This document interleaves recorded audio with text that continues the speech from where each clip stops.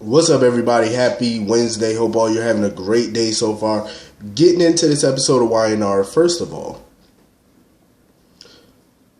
Theo and Summer completely annoy me. Like, I'm confused by his actions today because I'm like, listen, I understand maturing and growing up and doing all that. You know, he got this new corporate job with Jabot, head of social media. Which is cool. That's a, dope position to have. He's looking to move out of the hotel, get his own place, finally get something permanent. I can respect that. Summer thought that he wanted her to move in. But he was like, no, you could just, kind of like stay over a few nights out the week, ease into it basically. And Summer wasn't feeling it. Summer was like, no, she was basically, she likes the relationship they have, the arrangement that they have. What confused me was he decided to basically break up with her because he felt like they don't have serious conversations. He felt like, she keeps him at arm's length. He feels like she's too distant. I could understand that, but at the same time, it's like, the whole point of their relationship when they initially got together, it was just about hookups. It was just about sex. It was just about having fun. That was the basis of their relationship when they got together. Also, they got together to kind of piss off Kyle and rub it in his face. But they made it perfectly clear that they don't want to be exclusive. They don't want to label what they have. They didn't want anything serious because they felt like Kyle and Lola's marriage was boring and they didn't want that. So they wanted to keep it light, keep it fun, and just do them. That's what Summer's been doing. Now Theo wants something more. He wants something serious. And that's fine. As a person, you have the right to change your mind. But it's like, don't just call it quits because somebody still doesn't want that. You know what I mean? Like, y'all can at least have a couple conversations. I mean, even if Summer has been distant or whatever, I do feel like they spend a lot of time together. Y'all work together. You know what I mean? Like, you work together. She's, vice president of marketing. I want to say, so that technically, I think, makes her his boss, I want to say. Maybe. But it's just a lot of togetherness. Y'all see each other at work. Y'all see each other outside of work. So I kind of understand where Summer is coming from. But I think she's conflicted because, I think right now she wants her space, but at the same time, she likes Theo. And she don't want to lose that. But I think they need to come to some type of compromise. Like, something. They need to just sit down and figure it out before throwing in the towel. You know what I mean? Like, exhaust every option before you just say, I quit. Don't just throw in the towel so easily. To me, that's lame. Like, don't do that. That's a cop-out. So anyway, moving on from that. Devon, he's a mess right now. He has a lot on his plate, the whole scandal with the money and Catherine's will. Now he's, he still has businesses that he got to run, and now he's trying to help run Tucker's businesses because the board of directors and all that, they lost confidence and faith in Tucker, and he's trying to, protect Tucker's reputation in the business community, so he's trying to keep McCall Unlimited from going under. He's just putting a lot on his plate. Then you have Amanda in town who looks like his dead wife. Like, he's in a new relationship now. It's a lot on him right now. Like, it's a lot, So he had every intention of taking his business meetings and doing all that. But even Elena told him, why not just call a PI, hire a private investigator to, find Colin or Kane or whatever. Have Tucker's board of directors hire somebody as acting CEO to run the company. You know what I mean? That way it takes some of that stuff off your plate and you could just relax, and decompress. But at first he was like, no, I got to get this done. He's trying to keep himself busy or whatever. But he chose to, cancel his business meetings for the day, take the day, him and Elena, go to lunch. And I think that was a smart move. I think that's what he needed to do. And of course, he's having these dreams about Hillary and stuff like that. Devon needs to come to the realization he's never going to be over Hillary. Never. When you have an intense relationship like the one that they had, like, it was intense, it was romantic, it was everything all wrapped up in one. When you have that, it's hard to get that with somebody else. You know what I'm saying? Not to say he's not feeling Elena or nothing like that, but he's never going to have what him and Hillary had. And Hillary died a year ago, so it's still fresh. You know, it hasn't been all that long. So I can understand why he still dreams about her, thinks about her, what could have been and what was. You know, of course he's going to do that. Of course he is. Until he's ready to fully move on. I think he's trying to, but it's not easy. It's easier said than actually done. You know what I mean? And I can respect the fact that Elena's trying to help him through this and all that, but clearly she's insecure because she sees Amanda as a threat. You know, she looks like his dead ex-wife, and, you know, she feels like that's coming in between their relationship. But I feel like it's coming in between their relationship because she's allowing that to happen. Every time you see Amanda, you keep, you know, being rude and disrespectful to her, and you shouldn't antagonize her every time you see her. It's not like she's making a play for Devon, because she's not. So you're allowing a situation that's not even a situation come in between your relationship. Have more control. You know, if you get more control of yourself, her and Devon can, you know, stand the test of time. I'm just saying. You know, at least Nate is open-minded about Amanda. Even though I'm pretty sure Amanda has quite the background, and she's definitely hiding something, but the question is, what is she hiding? So speaking of Amanda, her and Billy were excited to see each other again. Something is definitely going to go down between the two of them. I can feel it. Because Billy, he was feeling hella guilty about him, you know, at the bar, being at the bar with Amanda during the blackout. He was feeling guilty, but he just couldn't understand why he was feeling guilty. Because nothing happened between him and Amanda. They were basically trapped together.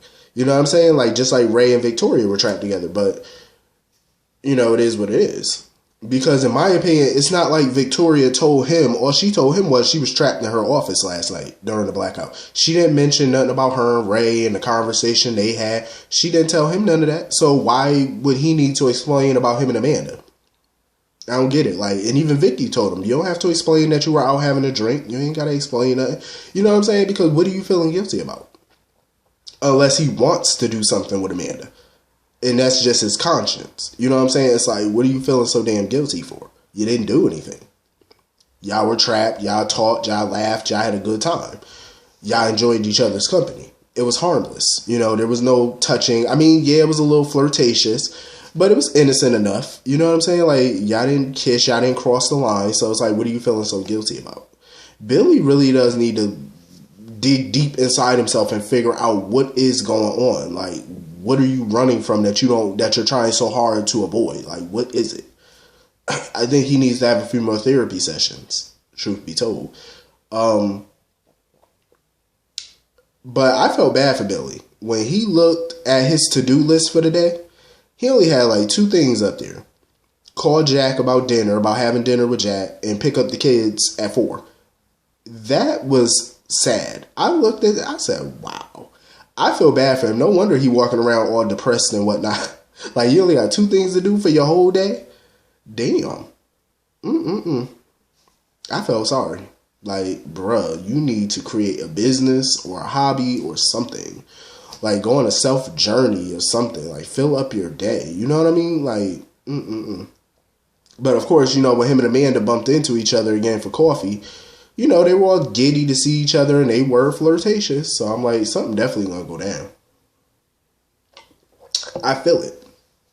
Because the more, and speaking of, like, with Victoria, I did like the scene with her and Abby where she was just, you know, on Abby's side. Because, you know, her and Abby don't always get along. Mainly because when Abby was working at Newman, Victoria saw Abby as somewhat of a threat. So, you know, now that that's squashed, you know, I'm glad that she was there, you know, to give her sister advice and pump her up and stuff like that. Because Abby needs to know, like, she's not stupid. She's very smart, you know, and I respect the hell out of Abby because she's a hustler. You know what I'm saying? Like, come on now. She's worth over $500 million. She don't have to work. She don't have to do shit. Like, she don't need, all she got to do is get up in the morning, spend some money. and do what she want to do. She ain't got to go no office. She ain't got to do jack. You know what I'm saying? Like, don't have to do nothing. She chooses to do stuff. You know what I'm saying? Like, she chooses to create businesses, and that's what she's done. You have a hotel and you have a restaurant all within a year. That's impressive. That's impressive. I'm impressed. I'm very impressed by that. That's that hustle. You know what I'm saying? Like, she didn't have to open up nothing. She didn't have to buy the Grand Phoenix. She didn't have to open up Society. But she wanted something for herself. You know what I'm saying? Like, and I'm pretty sure Society is pretty busy, but yet she bought the Grand Phoenix and she's back and forth. You know, I respect the hustle. But I really wish Victoria would have took Abby's advice about, you know, carving out some time for her and Billy to go out and have some dinner. And as soon as she told her that, carve out some time for tonight and you and Billy can go have some dinner. Here go Victoria. No, I can't. Did you not just tell Abby that you wish you had more time to spend with Billy and the kids? You're the CEO. You can take time off. Like, I don't get that. Like, look at Devon. Devon owns his own businesses. He runs his own businesses. He had wall-to-wall meetings today. But you know what he did? Doop, doop, doop. Cancel all my meetings for today. We'll pick them up tomorrow. Boom. Did it hurt his business? Did it affect his business? No. No. Big businesses pretty much run themselves. They can run themselves for a couple of days. Like, they really can.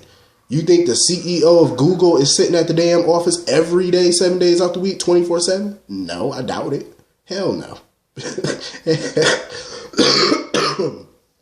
Hell no. Of course he's not. Like, Victoria really acts like she can't take a day or two out of work. You're the CEO. Like, I understand you're running a conglomerate. You're running a multinational, multi-billion-dollar industry. I get it. But that's, as CEO, that's why you have executives.